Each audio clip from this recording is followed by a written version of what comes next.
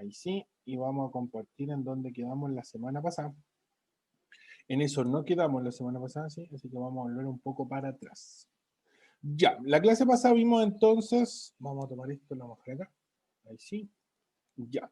La clase pasada vimos entonces el ojo, o sea, vimos los receptores en realidad, y vimos distintos tipos de receptores y cómo se podían clasificar. Principalmente vimos el ojo como un ejemplo de receptor sensorial, ¿ya? En el caso de los receptores, si los clasifico por posición o localización, tenía tres divisiones, que son los interoreceptores o receptores que se encuentran en el interior del cuerpo, los propios receptores que nos indican nuestra ubicación, ya, o nuestra posición más que nuestra ubicación, y los ecteroreceptores que son los que están asociados a los órganos de los sentidos, ya ahí donde calzaba principalmente el ojo. ¿Ya?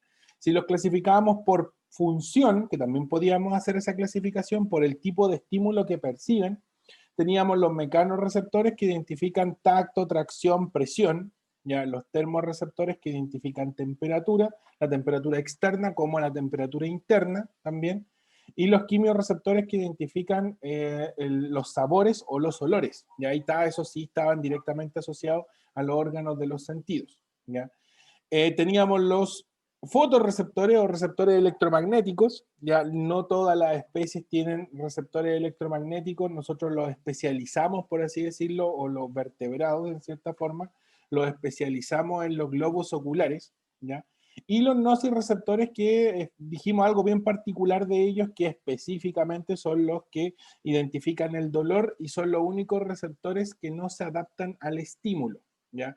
Eso quiere decir que todos los otros sí lo pueden hacer. Y por ejemplo, cuando nosotros sentimos un sabor y comemos recurrentemente ese sabor, por así decirlo, ya no lo sentimos como la primera vez que le tomamos el gusto. Ya lo mismo pasa con los olores. Si colocamos perfume, por ejemplo, en nuestra ropa, al principio lo vamos a sentir, pero después ya no lo sentimos porque nuestros receptores se adecúan. Y no es que el perfume no esté, sí está, porque si nos acercamos mucho a alguien, esa persona posiblemente sí lo identifique. ¿Ya? Somos nosotros los que nos adecuamos al estímulo. Los del dolor, los receptores del dolor son los únicos que no sufren ese proceso, al contrario, lo amplifican. Y el mejor ejemplo es el dolor de muela. Pues si te han tenido un dolor de muela o han tenido, no sé, apendicitis, por ejemplo, también puede darse, o alguna otra infección, el dolor va progresivamente en aumento. ¿Ya? Y tomamos como ejemplo el ojo, y dijimos del ojo que había que considerar las estructuras transparentes o medios transparentes, ¿ya? ¿Cuáles eran los medios transparentes? Por donde la luz literalmente atraviesa hasta llegar a la retina, que es donde se va a formar la imagen, y eso es lo que vamos a ver hoy día, el cómo se forma la imagen, ¿ya? Y los defectos posibles que puede tener el ojo también. ¿Cuáles dijimos que eran los medios transparentes? La córnea un medio transparente, ya está compuesta por células literalmente que son transparentes. Después tenemos el humor acuoso, que es un líquido, ya que se encuentra en la cámara anterior del ojo. La cámara anterior se encuentra entre la córnea y el cristalino, ¿ya? Ahí hay un líquido que se llama humor acuoso. La pupila y el iris, se controlan por el sistema nervioso autónomo, algo me nombramos en la clase pasada. El cristalino, que es el principal lente del globo ocular, que es el que realiza el principal enfoque. La córnea también genera una una convergencia del espectro electromagnético de la luz, ¿ya? Pero el cristalino es el que principalmente lo va a hacer, ¿ya? Después teníamos el humor vítreo. Ahí los procesos ciliares sostienen el cristalino, son como la masilla que se les coloca a las ventanas para que el vidrio no se caiga. Ya, la masilla viene a ser los procesos ciliares y el vidrio podría ser el cristalino, una cosa así. Ya, la ventaja que tienen los procesos ciliares es que el cristalino lo contraen y lo estiran, de tal forma que yo puedo ver de cerca y de lejos. ¿Ya? El humor vítreo es el principal medio transparente, ya es una masa gelatinosa bien densa y viscosa, no es completamente en realidad blanca o transparente, es media amarillesca incluso, y es la que genera la presión interna. Si se pierde el humor vítreo, literalmente la función del globo ocular también se pierde, ya porque la luz principalmente atraviesa ese medio, ya. No es un líquido acuoso en realidad, como el humor acuoso, sino que es un líquido viscoso y bastante gelatinoso en algunos casos, ¿ya? Y la retina, que lógicamente es quien recibe la imagen, ¿ya? La esclerótica, el blanco del ojo, lo blanco que vemos siempre de una persona del ojo. La coroides, que es la capa roja, que entrega esencialmente los nutrientes. Hay que recordar que la coroide es la que se refleja en esas fotos antiguas cuando salía el primo atrás y sacan una foto y aparece con los ojos rojos, ya, es porque la luz se reflejó en la coroides de sus ojos, por eso se ven rojos, ¿ya? Y la retina, que lógicamente es la que hay, lamentablemente la animación, voy a tener que sacarle la animación para que lo puedan ver bien. La retina es la que tiene los receptores y eso es lo que vamos a ver hoy, ¿ya? ¿Qué otra cosa se me va? Ah, y vimos esto también, pues. La contracción de la pupila, ¿ya? Y la relajación de la pupila en cierta forma. Cuando la pupila está contraída, estamos en un fenómeno que se conoce como miosis o pupila contraída, que es lo mismo, y está controlado por el sistema nervioso parasimpático, ¿ya? Ojo ahí. Y cuando tenemos midriasis, que es cuando la pupila está dilatada, ya está controlada por el sistema nervioso simpático, para que quede ahí un poquito más claro. Recuerden que el sistema nervioso simpático nos prepara para la lucha, para la huida. Muy común de un gato, por ejemplo, cuando se pone a jugar, dilata la pupila para poder hacer pasar la mayor cantidad de luz posible y de esa forma no perder el enfoque de la imagen que está visualizando, ¿ya? O la presa que está viendo. Y la pupila contraída se vendría a ser, o sea, dilatada, perdón. Y la contraída, lógicamente, se da cuando estamos en un modo un poco más de relajo, ya cuando estamos incluso hasta durmiendo, la pupila está más contraída que dilatada, ¿ya? Y esto es lo que vamos a ver hoy día. ¿Ya? Aquí vamos a ver esencialmente, vamos a ver cómo se forma la imagen, dónde se percibe la imagen, en qué parte del cerebro, y si alcanzamos pasamos a contracción, si no lo dejamos literalmente para la próxima clase, porque como les digo, tenemos tiempo, ya no estamos tan apurados, por suerte. Hice una calendarización más o menos apropiada para pasar toda la materia en el tiempo que nos queda, ¿ya? ¿Qué tenemos que considerar de esta figura? A ver, lo primero es que esta es clásica figura como de física, ¿eh? Incluso hasta se la podrían preguntar en física también, porque el cristalino, como les decía, juega con esta definición de que es un lente, ¿ya? Y es un disco biconvexo, ¿ya? No bicóncavo, porque bicóncavo sería para el otro lado, ¿ya? Como es biconvexo, genera un fenómeno bien particular que hace que la imagen se invierta, ¿ya? Y de hecho así nosotros recibimos la imagen en la retina, ¿ya? Si nosotros vemos un objeto, en la retina la imagen se enfoca por culpa del cristalino invertida, ¿ya? Ahora, nuestro cerebro es el que se encarga de enderezar la imagen. ¿Y por qué se encarga de enderezar la imagen? Porque nosotros, antes de poder interpretar correctamente lo que estamos viendo, aprendimos a usar el tacto, ¿ya? Y por eso nosotros cuando somos guaguitas o las guaguitas las pueden ver, si ustedes le pasan algo, lo primero que hacen es tocarlo, ¿ya? Porque al tocarlo le está indicando la posición, le está indicando cómo se encuentra. Y de esa forma el encéfalo se va como adaptando y se va acostumbrando a que esa es su posición correcta, ¿ya? Por lo tanto, nosotros aprendimos a enderezar esta imagen que se ve invertida en la retina, uno, cuando no teníamos conciencia porque éramos muy pequeños, y dos, gracias al tacto. Al tacto principalmente es que podemos hacer, de hecho lo más seguro es que si ustedes le pasan algo a la guagua lo va a apretar con la mano, no lo va a soltar, y lo segundo que va a hacer es llevárselo a la boca, ¿ya? Porque ahí tenemos un montón de receptores sensoriales del tacto también, y de hecho como que le encanta chupar las cosas precisamente por lo mismo, ¿ya? Porque de esa manera enderezan, por así decirlo, o acostumbran el encéfalo o al cerebro a enderezar la imagen, ¿ya? Ahora hay que considerar también que la córnea también genera una pequeña convergencia de la imagen, ¿ya? Por lo tanto, si nosotros tuviéramos una córnea muy curva, ya también podríamos tener una anomalía, y esa la vamos a ver al final, que creo que ya en la clase pasada algo les nombré, ¿ya? El cristalino o las anomalías del cristalino también las vamos a ver, que son la clásica miopía y la hipermetropía, ya esas son un poco más comunes, y yo creo que más de alguien tiene miopía e hipermetropía, ¿ya? Y la de la córnea principalmente, y yo creo que esa es más común todavía, es la del astigmatismo, ¿ya? Y esa la vamos a ver después.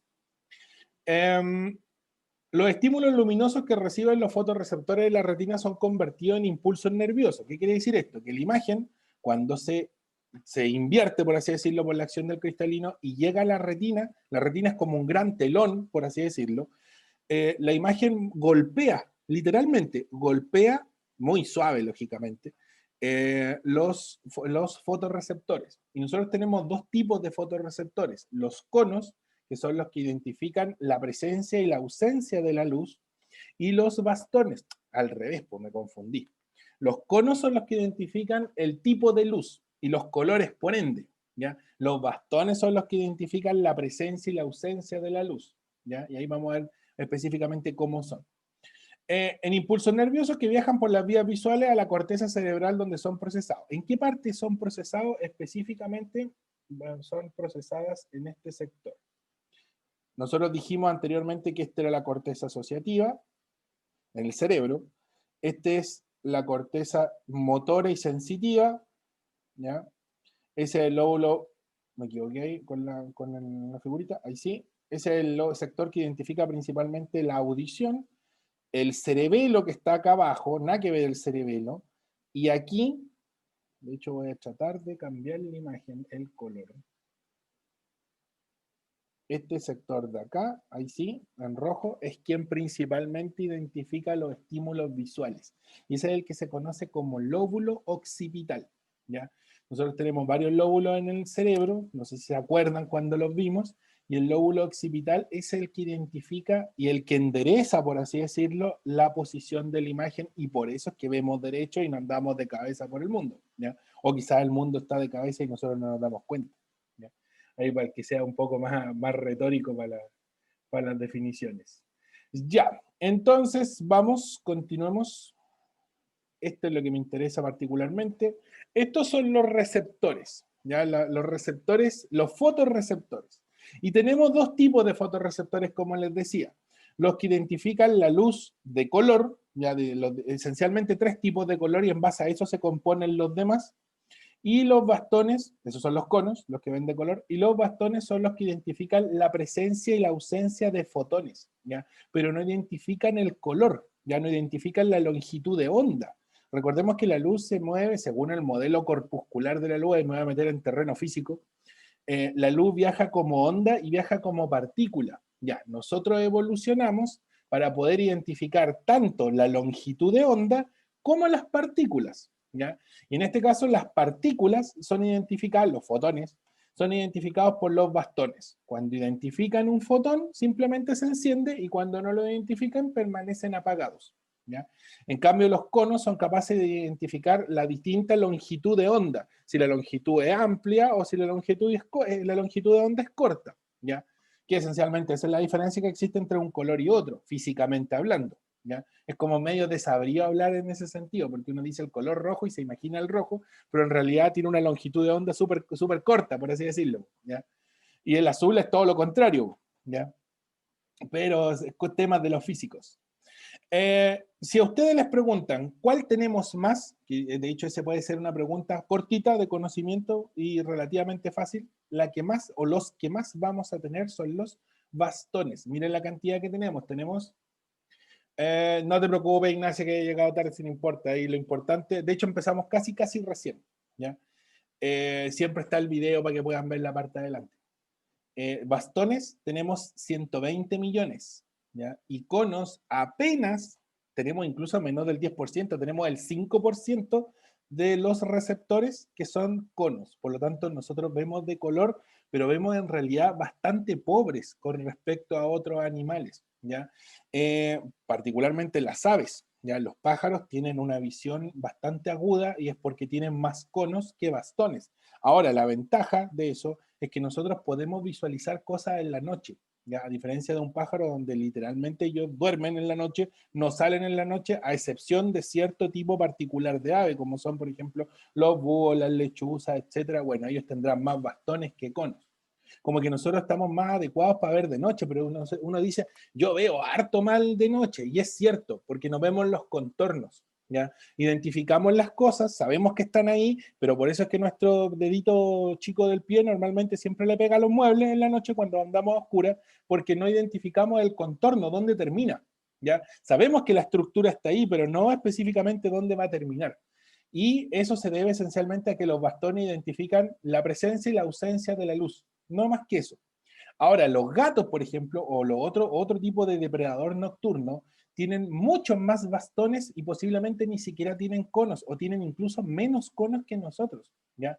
Por lo tanto, ellos con una muy poquita luz son capaces de identificar justamente el contorno y ustedes pueden ver que si andan en la noche en la casa y tienen un gato, el gato se les va a meter entre medio de las piernas porque él sí identifica dónde van a pasar ustedes y sí es capaz de identificar el contorno, ¿ya?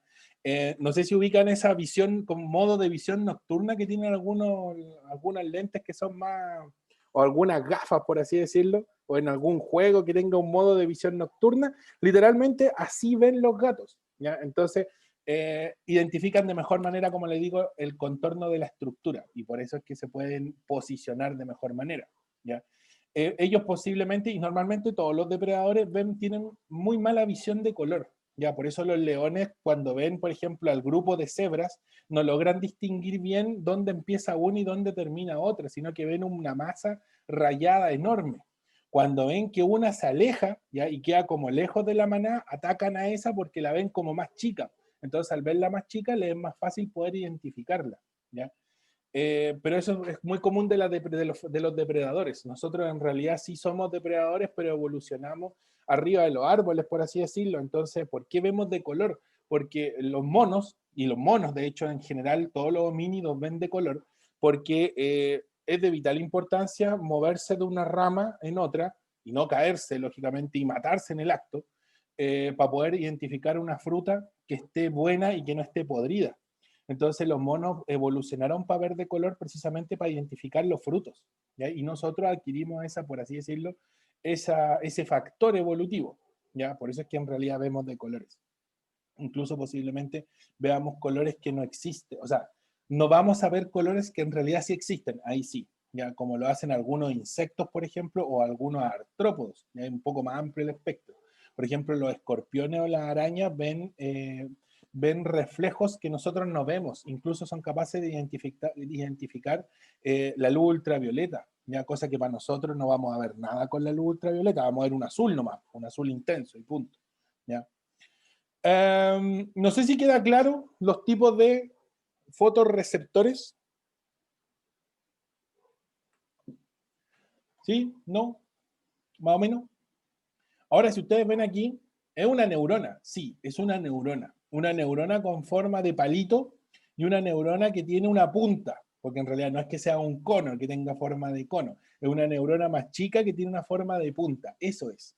Entonces la longitud de onda golpea, por así decirlo, la neurona y la neurona se estimula y genera una conducción de impulso nervioso dependiendo de la longitud de onda que vaya recibiendo, ¿ya? Lo mismo los bastones, el bastón identifica el fotón y genera ¿cómo se llama? La conducción de impulso, genera el impulso nervioso, ¿ya? Y ahí se comporta se mueve el impulso nervioso por un canal axónico como lo hace cualquier impulso nervioso, ya ahí no hay ninguna diferencia. ¿Ya? De hecho, esto también puede ser modificado porque hay sinapsis químicas, ¿ya? Y como buena sinapsis química, yo podría inhibirla con una droga o amplificarla con una droga, ¿ya? Por lo tanto, esto también podría verse afectado si yo consumo una droga alucinógena, por ejemplo, y se encendería cuando en realidad no debería encenderse, como los efectos que tiene el LSD, por ejemplo, ¿ya? Donde las personas escuchan un sonido, pero en realidad ven un rayo de luz de colores, ¿ya? Y eso creo que se lo había nombrado, que se llama kinestesia. ¿Qué más les puedo comentar de los bastones y los conos que no se me esté escapando? Ah, bueno, tienen distintos tipos de pigmentos, ¿ya? Por lo tanto, ellos tienen la tendencia a percibir un color o uno de los tres colores básicos, por así decirlo, ¿ya? Por lo tanto, tienen tres principales pigmentos. Tienen pigmentos rojos, los conos, los bastones no tienen ningún pigmento. Tienen uno en realidad que es como genérico, ¿ya? Los conos tienen pigmento rojo, verde y azul, y de esa forma son capaces de absorber dicho espectro y por ende estimularse cuando sea necesario, ¿ya? Y no se olviden entonces, los bastones son más en nuestra retina, ¿ya? Nosotros igual tenemos un porcentaje de visión nocturna mejor que otros animales, ¿ya? Por ejemplo, que un ave. Pero hay pájaros, por ejemplo, nocturnos que van a ver mucho mejor incluso que un gato, ¿ya? Que son depredadores nocturnos de per se. Otra cosa que hay que considerar es que hay ciertas aves que tienen más conos. Entonces ellos no tienen tres tipos de conos, tres tipos de pigmento en sus conos, tienen seis. Entonces son capaces de ver muchos más colores. Entonces ven un pescado en el río fácilmente porque la luz se reflejó en él y ellos lo logran visualizar, cosa que para nosotros ahí el pescado nunca ha estado, ¿ya? Por lo tanto, ahí tienen una agudeza visual mucho mayor y que se debe esencialmente a que sus conos están más especializados, ¿ya? Pero esos son otros animalitos, no somos nosotros, ¿ya? Lo vamos a ver en cierta forma como carácter evolutivo, por eso los menciono. Ya, esta es otra cuestión que le pueden preguntar en algún momento de la prueba y tienen que tener cuidado, ¿ya? A ver, nosotros tenemos una visión que se conoce como visión binocular, ¿ya? ¿Qué quiere decir que sea binocular? Que depende de nuestros dos ojos, ¿ya? Si ustedes se tapan un ojo, hay un campo visual que no van a ver, ¿ya? Y es muy simple, o sea, si por ejemplo ustedes están mirando la pantalla en este momento y se tapan el ojo derecho, si se dan cuenta, ven la mitad de la imagen, un poquito más de la mitad de la imagen, pero aún así pierden un gran porcentaje de visión, ¿ya? Y de hecho, si fueran en movimiento, si fueran manejando, por ejemplo, o fueran en un vehículo en movimiento, si ustedes cierran un ojo, les cuesta medir la profundidad. Ya no lo vayan a hacer si van manejando. Si ustedes, por ejemplo, quisieran estacionar el auto, ¿ya? Con un ojo les va a costar muchísimo porque les va a costar medir la profundidad, ¿ya? Nosotros somos capaces de medir la profundidad y esa es una ventaja nuestra porque tenemos los dos ojos adelante, no como los caballos, las gallinas o los conejos que tienen los ojos a los lados, por así decirlo. Nosotros como buenos depredadores tenemos los ojos hacia adelante y somos capaces de medir qué tan lejos se encuentra la presa. Es por eso, ¿ya? Los conejos, los caballos, los peces en algunos tipos, no el caso particular del tiburón, pero sí de otro tipo de peces como los salmones, por ejemplo, tienen los ojos a los lados. Entonces ellos son capaces de ver en dos formas. Son capaces de ver hacia los lados y ver de frente. Ya como que en un momento quedan turnios y son capaces de ver de frente. ¿Ya? Eso les favorece la capacidad de ver casi toda la imagen o casi todo el radio de la figura. ¿Ya? Entonces son capaces de ver un depredador de lejos. ¿Ya? Por eso es que el conejo, de repente el conejo se levanta y mira con el ojo y empieza a enfocar, pero enfoca con un puro ojo nomás. Ya lo mismo los caballos. Y eso, como les digo, es una ventaja que tienen ellos, porque son presas y no depredadores. Normalmente los depredadores, como les decía, siempre tenemos los dos ojos centrados cercanos a la nariz y mirando siempre para adelante. Y pueden ver cualquier ejemplo, los perros, los osos, nosotros, algunos monos, los félidos, los gatos, todos si se dan cuenta tienen los ojos mirando para adelante. ¿Ya? ¿Por qué? Porque tienen un campo visual binocular, ¿ya? Y de esa forma pueden medir la profundidad, como les decía. Ahora, volvamos a la materia. El campo visual se descompone en cuatro partes, ¿ya? El sector izquierdo, el sector derecho, y a su vez, el sector izquierdo se divide en el campo nasal, que es el campo central, y el campo periférico. Si ustedes se tapan el ojo izquierdo, ¿ya? Con el ojo derecho consiguen ver un poco del campo nasal, del sector de la nariz, pero del lado izquierdo, el extremo del lado izquierdo no lo ven. ¿Ya? Aquí pasa, o sea, esa es la forma de cómo se estructura la imagen, ¿ya? Por lo tanto, tenemos un sector izquierdo temporal, o el sector más extremo, el sector central, el izquierdo central, el derecho central y el derecho extremo o derecho temporal, ya temporal que están ¿cómo se llaman? Los sectores temporales del campo visual, ¿ya? ¿Qué hay que tener claro con esto? Que el nervio óptico, que es el nervio que sale de la retina y se enreda, literalmente se cruza con el nervio óptico del otro ojo y llega al encéfalo, a la parte de atrás, al lóbulo occipital. Eso quiere decir que el nervio óptico atraviesa por completo el encéfalo para llegar a la parte de atrás del cerebro, ¿ya? Ahí se forma la imagen. Entonces, ¿qué pasa? Como esto se enreda, yo puedo tener ciertas anomalías y descomponer la imagen por completo, ¿ya? Entonces, lo que vamos a hacer es ponerle número para no enredarnos, porque si no, créanme que cualquiera se va a perder.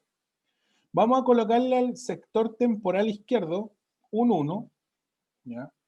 Al campo nasal izquierdo un 2, al campo nasal derecho un 3, y al campo temporal derecho un 4. Y ahí tenemos los cuatro campos visuales, ¿ya?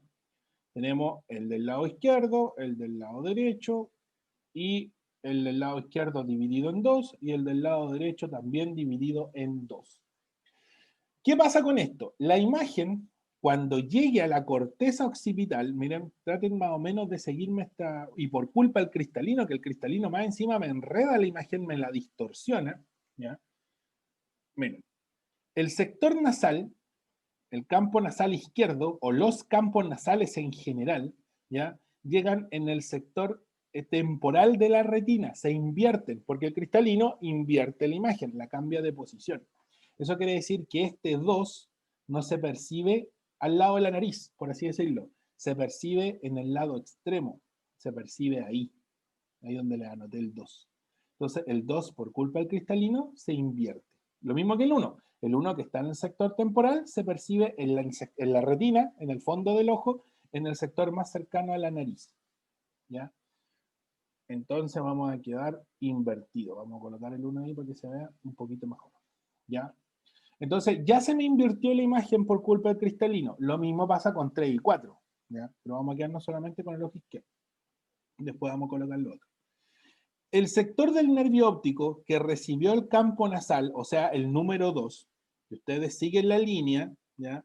Va a pasar por el nervio óptico, va a llegar a esta cuestión que se llama quiasma o cruce del nervio, y después se va a extender por el sector temporal de nuevo, y va a llegar a la corteza occipital, a la parte de atrás del cerebro, y aquí se va a asociar el sector o el campo de la imagen 2.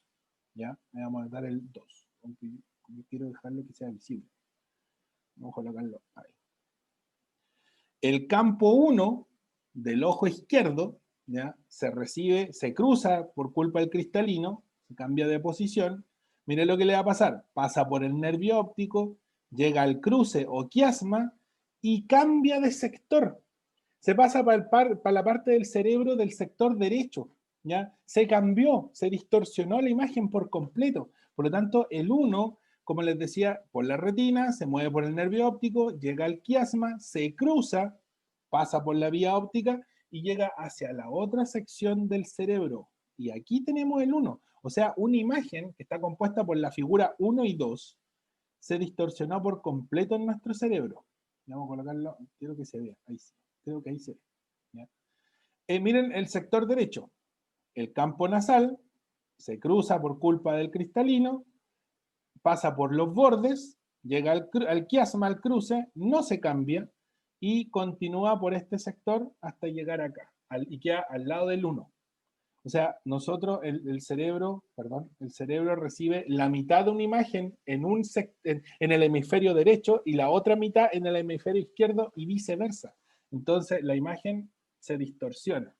Y se distorsiona muchísimo de cómo se recibe. Pues. Si yo estoy recibiendo la imagen 1 y 2 en el ojo izquierdo, voy a recibir en mi hemisferio cerebral la porción 2 y 4. Miren lo que le pasó al 4. El 4 se cambia de sección por el cristalino, se recibe en la retina, más cercana a la nariz, pasa por el nervio óptico, llega al cruce, se cambia de hemisferio y llega a esta sección.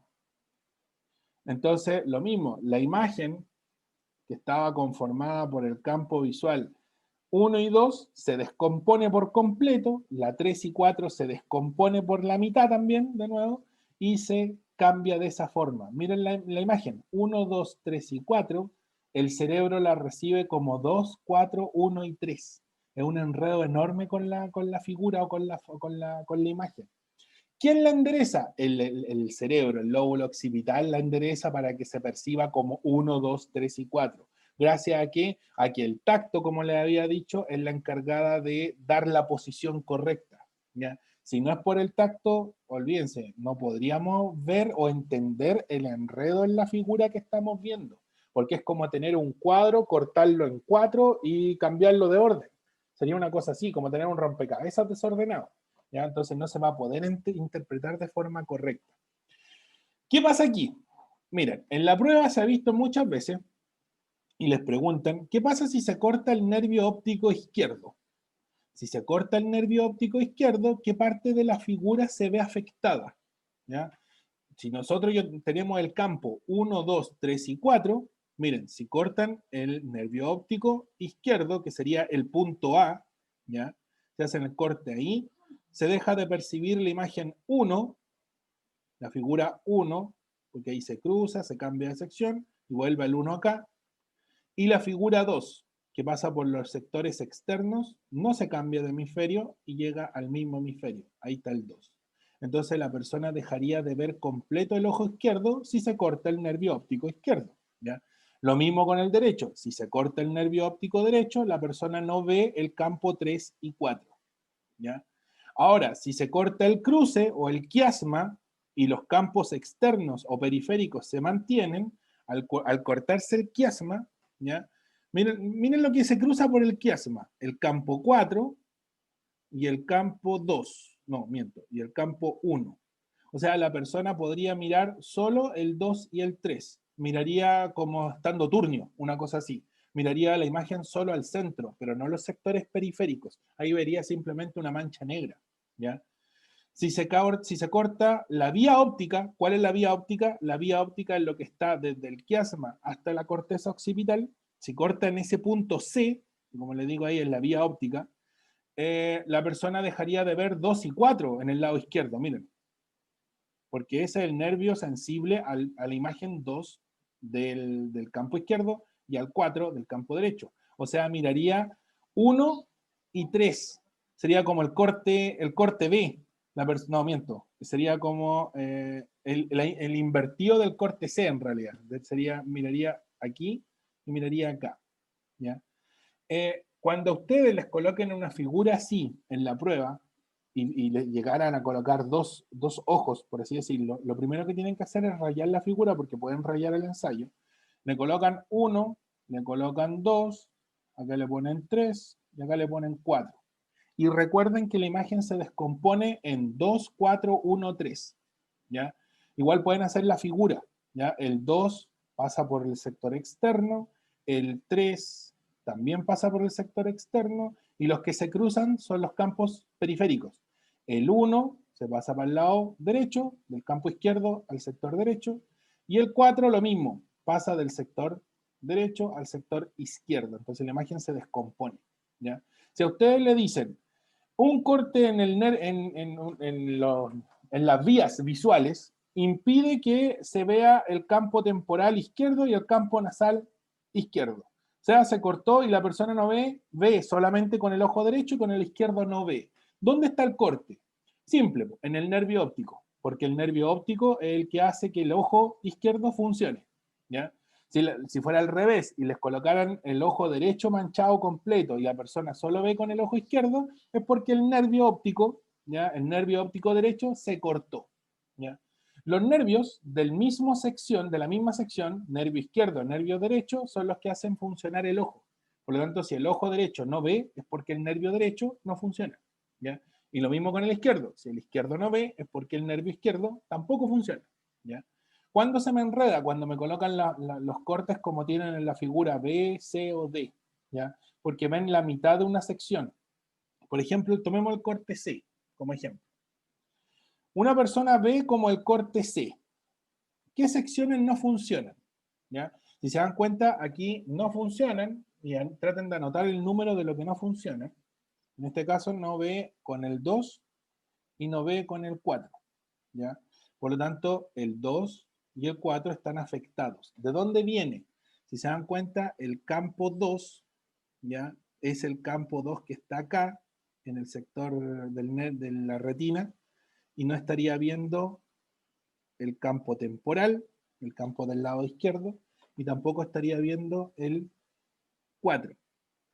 El 4 era el del... Ya, miren, ahí está súper fácil la figura. 2 y 4, miren, 2 provenía entonces del sector de la vía óptica izquierda, y el 4, miren lo que le pasa al 4, el 4 se invierte por la acción del cristalino, el nervio se cruza en el quiasma y se pasa para el lado derecho, o sea, perdón, para el lado izquierdo. Entonces, el compromiso visual es por culpa de que la vía óptica no funciona, la vía óptica izquierda. Una persona que tiene comprometida la vía óptica izquierda no vería, perdón, como el corte C. ¿ya? O el corte D, que en realidad el corte D está repetido en ese sentido, ¿ya? El corte B, que son los campos temporales, sería un corte en el quiasma, ¿ya? La persona ahí lamentablemente se quedaría viendo en 2 y 3 nomás, y 1 y 4 no miraría, y si ustedes toman el punto 4, se cruza justo ahí con el punto 1, ¿ya? Se cruzan en el quiasma o cruce óptico. Quiasma en latín es cruce. Quiere decir que esa parte está comprometida, posiblemente tenga un tumor que está haciendo presión sobre el nervio y la persona no vea, ¿ya? Y por eso es que ve, o sea, sí ve, pero ve solamente el sector central, ¿ya? No la parte periférica. ¿Cómo hacer estos ejercicios? Vuelvo a repetir, traten de numerarlo, ¿ya? Traten de repetir esta figura. Recuerden que por causa del cristalino la imagen se invierte, por lo tanto esa regla aquí también se aplica en la retina, se invierte la figura, y después lo único que tienen que hacer es tomar ese 1, pasarlo hacia el otro lado, hacia el sector contrario, del izquierdo en este caso al derecho, y lo mismo con el campo 4. El campo 4 lo cruzan, lo pasan del sector derecho al sector izquierdo. El 2 y el 3 se mantienen en su misma sección. El 2, que es del ojo izquierdo, continúa en la corteza izquierda, ya en el hemisferio, perdón, izquierdo. Y el 3 sigue y se mantiene en la corteza, en el lóbulo occipital, perdón, en el hemisferio derecho. ¿Ya? Campo visual derecho, hemisferio derecho.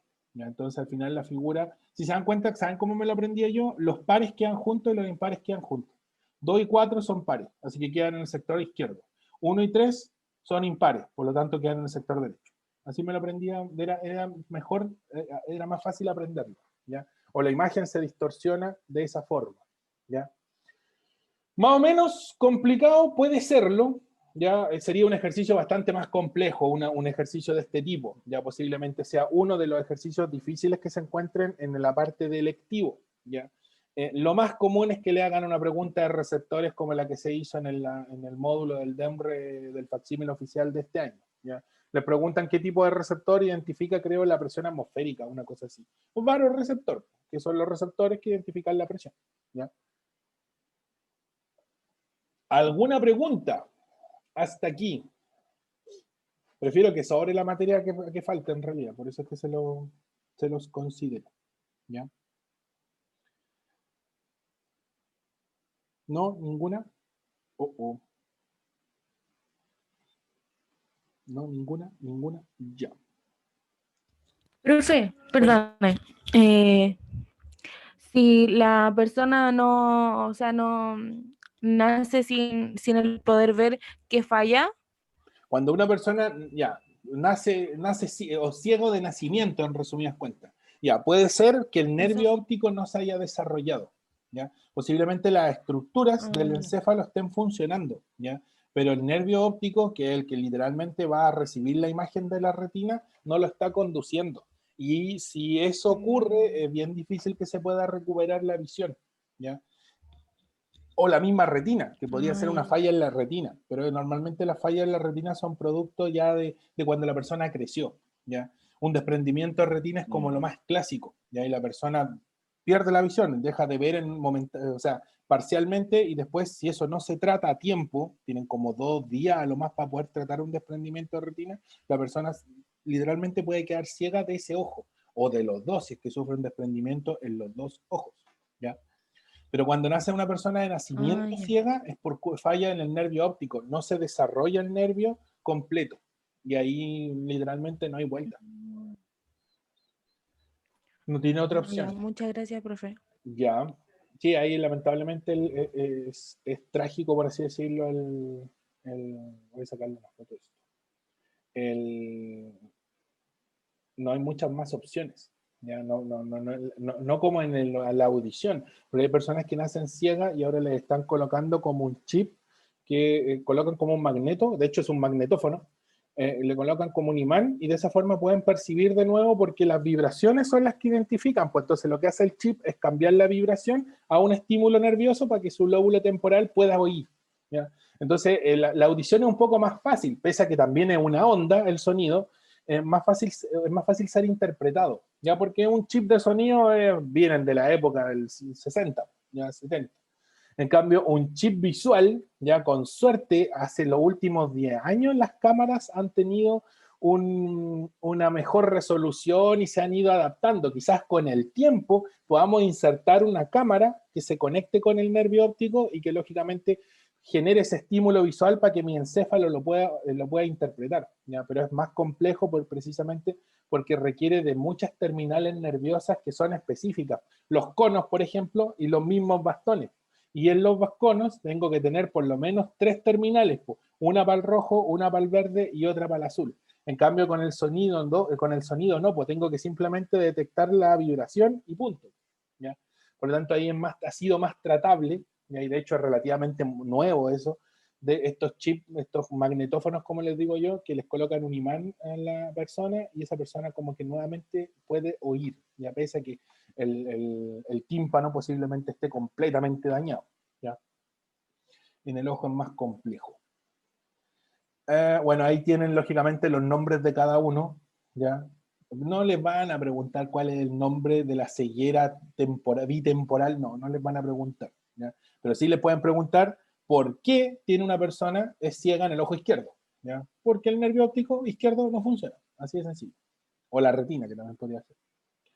Anomalías. Nos vamos con las anomalías visuales.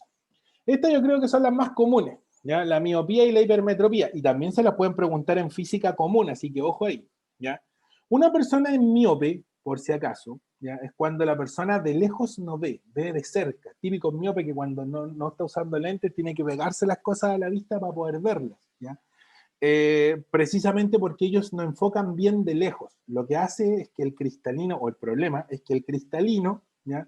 Lamentablemente no se acorta lo suficiente, ¿ya? Y como no se acorta lo suficiente, o nació corto, por así decirlo, y aquí lo pueden ver, la imagen se forma delante de la retina, y la persona no ve porque no la logra enfocar bien. Falla lógicamente el cristalino, ¿ya? Si yo coloco un lente de un tipo bien particular, hago que la imagen se enfoque en la retina nuevamente y la persona vea. Ahora, ¿qué tipo de lente corrige la miopía? Un lente bicóncavo. ¿Ya? Ahí pueden ver el tipo de lente bicóncavo, cómo es.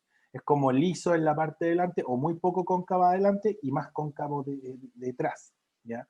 Hace que la imagen sea más divergente, porque en realidad su cristalino es muy convergente. Los rayos de luz chocan, claro, literalmente, chocan antes ya de llegar a la retina. En física yo creo que tienen que haberlo visto o lo van a ver posiblemente, ¿ya? Y como les digo, esto se corrige con un lente bicóncavo, ¿ya? La miopía. Y la hipermetropía es lo contrario, ¿ya? La imagen no se forma delante de la retina, sino que se forma detrás, ¿ya?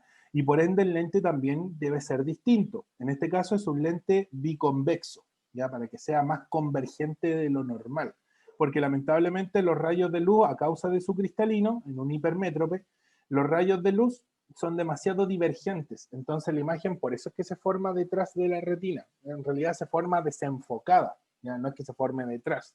Físicamente, ahí el físico explica que la imagen es virtual, real, se forma delante, detrás del foco, etc. Pero aquí esencialmente, biológicamente, la imagen se ve desenfocada, pues la persona por más que vea, intente acercar la imagen, no logra enfocarla bien, ¿ya? ¿Cómo lo corrige? Con un lente biconvexo o por ende que sea convergente, ¿ya? ¿Qué les van a preguntar de esto? Muy sencillo. ¿Dónde se forma la imagen? En la miopía se forma adelante, en la hipermetropía se forma atrás de la retina. ¿Y cómo lo corrigen? ¿Ya? En el caso de la miopía, con un lente bicóncavo, y en la hipermetropía, con un lente biconvexo, que en cierta forma son distintos, ¿ya? Yo no puedo ser miope e hipermétrope en el mismo ojo, porque si soy miope e hipermétrope en el mismo ojo, veo bien, ¿ya? Porque estaría enfocando la imagen en la retina, ¿ya? Puedo ser miope en un ojo e hipermétrope en el otro, eso sí puede ser, ¿ya? Y eso se puede dar. Muchas veces los niños les detectan miopía porque su cráneo, ¿ya? Todavía presiona el globo ocular. Y como el niño aún le falta crecer, su cráneo le falta crecer y el globo ocular en realidad crece bien poco, se descomprime. Y al irse descomprimiendo, la persona vuelve, o sea, recupera, por así decirlo, la visión y ya no es miope. Muy común en los niños pequeños, 3, 4 años les detectan miopía y a los 15, 16 años ya dejan de usar los lentes, ¿ya? O solamente usan los lentes por el astigmatismo, no ocupan unos tremendos lentes así bien gruesos, ¿ya? Es muy común eso, precisamente porque el cráneo descomprime el globo ocular, y al descomprimirlo, como les digo, hace que se vea bien, ¿ya? Y las otras dos, el astigmatismo, que, eso sí, yo puedo ser miope y aparte tener astigmatismo, o puedo ser hipermétrope y aparte tener astigmatismo también, ¿ya? Por lo tanto, el astigmatismo no es a causa del cristalino, es a causa de la córnea, ¿ya? Y como yo tengo córnea y cristalino fallado, puedo tener las dos afecciones. Recuerden que la miopía y la hipermetropía son culpa del cristalino. Uno es muy chico, un cristalino es muy redondito, el otro es un cristalino muy estirado, ¿ya? Por eso es que no podría tener los dos en el mismo ojo. Pero el astigmatismo, como es una falla de la córnea, ¿ya? Hace que la córnea sea más curva de lo normal, ¿ya? Es un defecto generado, ahí dice, pues simetría radial de la córnea. En español, más curvo, ¿ya? Y lo corrijo con un clásico lente cilíndrico o tórico, en lo que vulgarmente conocían como el famoso poto de botella, porque la botella abajo es plana, pero curva en el interior, ¿ya? Ese es un lente tórico, es como un medio tubo, por así decirlo, ¿ya? Donde es plano, como les digo, en la parte de adelante, pero es circular o es cilíndrico en el interior, ¿ya? Y eso hace que el ojo se vea enorme, po. Ya típico lente bote botella que le colocaban al compañero y lo molestaban en el colegio, y era porque el pobre tenía astigmatismo. De hecho, todos en cierta forma tenemos un grado de astigmatismo, ya unos es más tratable que en otros, ya, y por eso es que hemos ido al doctor y el doctor dice, no, tú no necesitas el lente porque en realidad tu astigmatismo es poco. En otros no, nos han dicho, no, tu astigmatismo debes tratarlo, tienes que usar el lente, ¿ya? La imagen en este caso no se modifica mucho, ya porque siempre se enfoca en la retina. El problema es que se ve como aplastada, ya es como que viéramos una película en el cine donde se ve como estirada la pantalla, ya. Aquí en realidad una persona con astigmatismo ve así, ve como aplastado, ya, y estirado hacia los lados. Se corrige, como les digo, con un lente tórico, ya, eso también se lo pueden preguntar. Y el último, de aquí voy a agregar dos más que no anoté, que uno es la presbicia. Y todos vamos a tener presbicia tarde o temprano. ¿Ya? ¿Por qué? Porque la presbicia es una falla en la capacidad de acomodar el cristalino, ¿ya? Y el cristalino se acomoda con estos músculos que se llaman músculos ciliares o procesos ciliares, que los vimos acá arriba, ya que yo les dije que era como, aquí está, eso, procesos ciliares, que son como la pasta que le coloco al vidrio para que no se me caiga, ya, una cosa así. ¿Ya? Los procesos ciliares, los músculos ciliares, sostienen al cristalino y son los que lo contraen, ¿ya? O lo estiran de acuerdo a la imagen que yo esté viendo. Si estoy viendo de lejos, tratan de dejarle el cristalino lo más plano posible. Si yo estoy viendo de cerca, el cristalino ellos lo apretan, de tal forma que la imagen se enfoque en la retina, ¿ya? Como toda musculatura, va a llegar un momento en que después de su uso excesivo se va a ver atrofiada, ¿ya? Y eso nos va a pasar con los bíceps, el tríceps, los pectorales, los abdominales, con todos los músculos, ¿ya?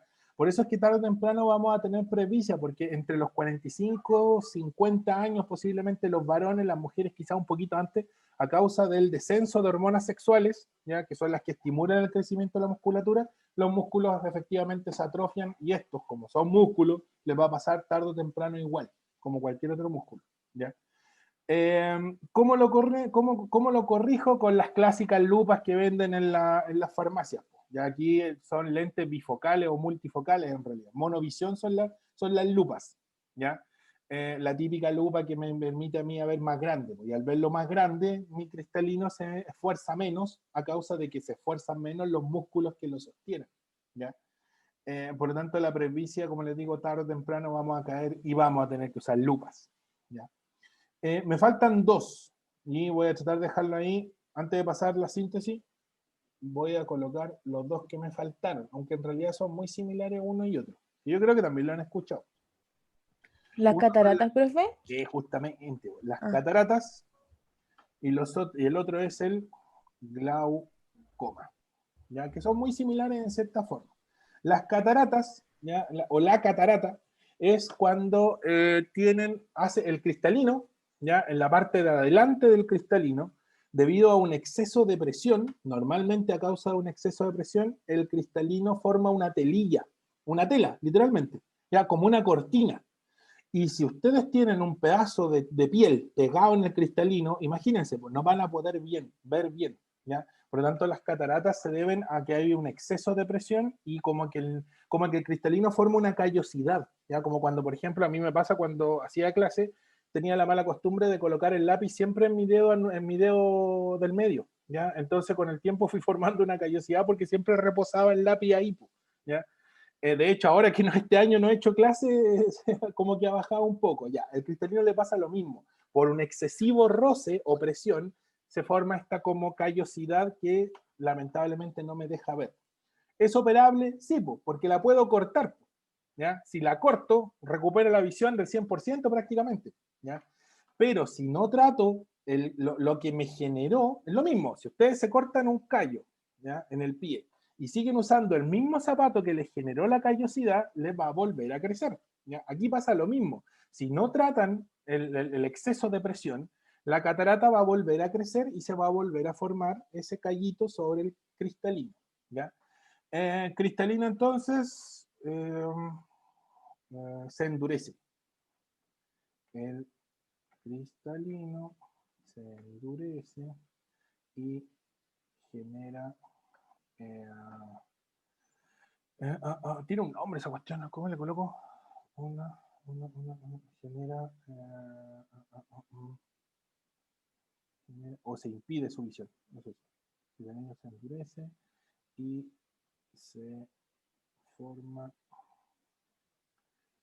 Voy a hacerlo bien simple, ¿eh? Un pedazo de piel que evita la formación de la imagen, que al final eso es como lo importante, la formación de la imagen en la retina. Entonces, como que su ojo le colocaron un pedazo de tela blanca, no van a ver, ¿ya? Se corrige, porque no creo que se lo pregunten, pero siguiendo más o menos la misma tónica del problema y la corrección, se corrige con una operación al cristalino. ¿Ya? Es una operación súper simple porque es un haz de luz, un láser, ¿ya? Como el que juegan con el puntero láser con el gato, y ese haz de luz quema el pedacito de piel, ¿ya? Y de esa forma ya no está y de esa pueden ver. ¿Ya? Puede que sea un poco doloroso porque literalmente están quemando el cristalino. ¿Ya? Pues la recuperación dicen que es bastante dolorosa. Pero después, lógicamente, al cabo de 2-3 semanas, la persona ya puede ver bien. Y el glaucoma, de hecho, el término ya me lo está indicando, es un exceso de presión intraocular, que también puede generar la opacidad del cristalino, hace que el cristalino se vuelva opaco, ¿ya? Intraocular, exceso de presión intraocular, me faltó el tilde ahí en la O de presión, intraocular, que genera un cristalino opaco.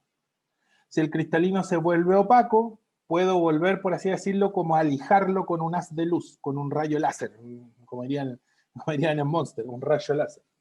Y de esa forma el cristalino recuperaría su capacidad de visión. ¿Ya? El tema es que si no trato el exceso de presión, voy a volver a caer en un glaucoma. ¿Ya? Normalmente se da, ahí me faltó el tilde, vamos a volverlo, en A, se da en personas con diabetes. ¿Ya?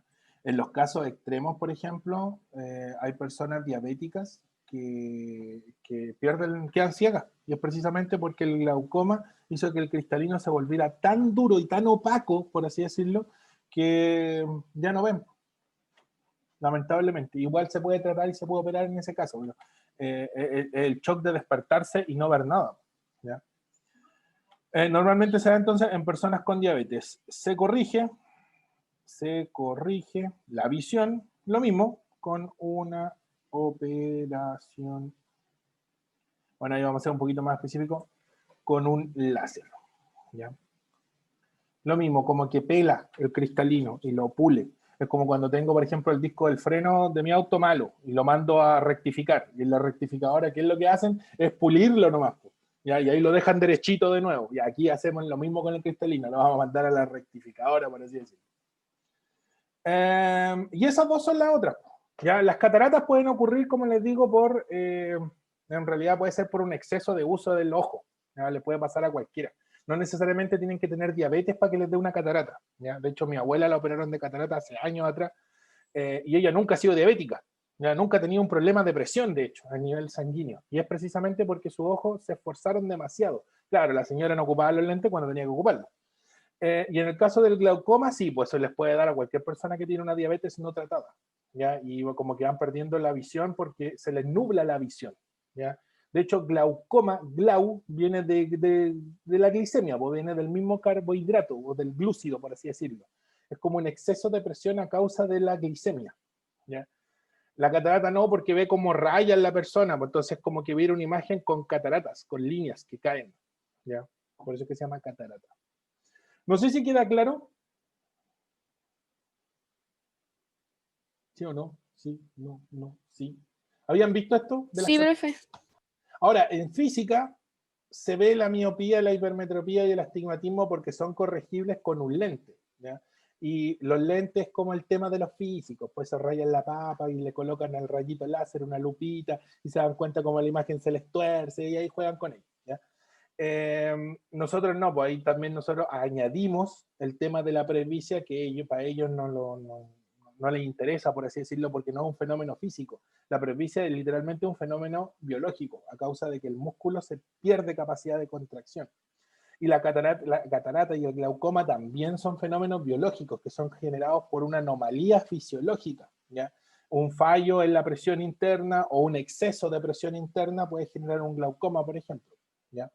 O el mal uso del globo ocular durante muchos años también les puede terminar generando una catarata, ¿ya?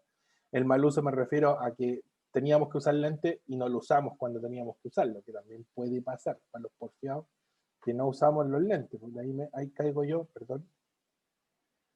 Volví para atrás. Voy a tener que definírselas de nuevo. Voy a sacar la foto, una burda foto. Ya ves. Y que lógicamente no usamos los lentes cuando tenemos que usarlos. Cosas que pasan. Ya. Terminemos con la clase que vimos, la clase pasada y esta clase, receptores.